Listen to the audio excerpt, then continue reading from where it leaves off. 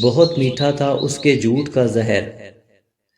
سمجھدار انسان زیادہ تر تنہائی پسند اور بیوقوف انسان ہمیشہ ہجوم پسند ہوگا۔ مجھے کبھی بھی یہ غلط فہمی نہیں رہی کہ اگر کوئی مجھے چھوڑ گیا تو وہ پچھتائے گا۔ میں نے ابھی تک یہی سیکھا ہے کہ لوگوں کو لوگ مل جایا کرتے ہیں۔ یہ بھی ایک تلخ حقیقت ہے کہ خالص محبتیں صرف میت کو میسر ہیں۔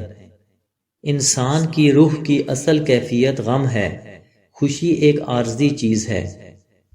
جب تم کسی کو اکیلا دیکھو تو سمجھ جاؤ کہ وہ انسان ایک سچا انسان ہے، کیونکہ بھیڑ ہمیشہ منافق کے ساتھ ہوتی ہے۔ کبھی کبھار خاموش ہو کر لوگوں کے رویوں کو محسوس کریں، یقین جانیے آپ بہت سے غلط فیصلوں سے بچ جائیں گے۔ تمام بیماریوں میں سب سے زیادہ خطرناک بیماری حسد ہے۔ یہ وہ بیماری ہے جو آپ کی روح کو نقصان پہنچاتی ہے۔ پرندہ خشک جھیلوں سے یہی اب کہہ گیا آخر، مجھے مجبور ہجرت پہ میرے حالات کرتے ہیں۔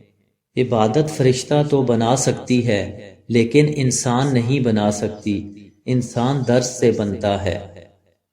کچھ لوگ سچ بولتے نہیں، سچ اگلتے ہیں، کیونکہ ان کا مقصد کسی کی بھلائی کرنا نہیں بلکہ ذلیل و رسوا کرنا ہوتا ہے۔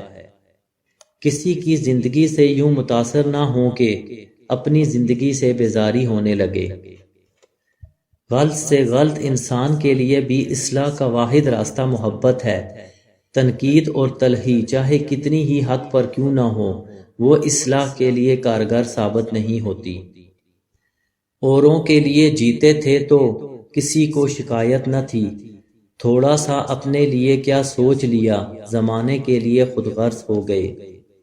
پرواہ کرنے والے ڈھونڈیے، استعمال کرنے والے تو آپ کو خود ڈھونڈ لیں گے۔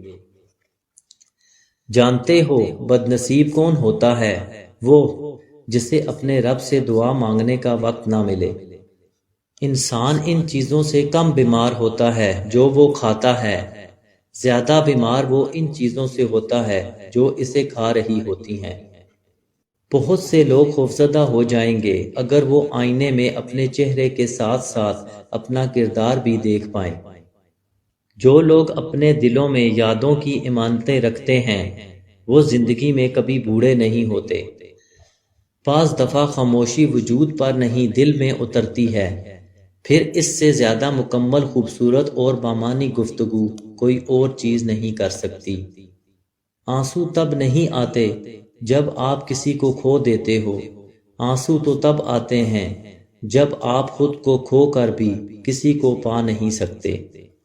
دھوکہ دے کر کوئی نہیں بچتا، کسی کی آہ نسلیں اجاڑ دیتی ہے۔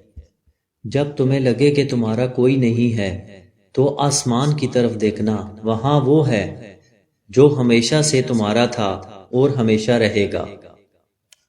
بعض اوقات ہم اپنی انا کی وجہ سے ایک دوسرے سے روٹھے رہتے ہیں، جبکہ ہمارے اندر کا انسان صلح چاہ رہا ہوتا ہے۔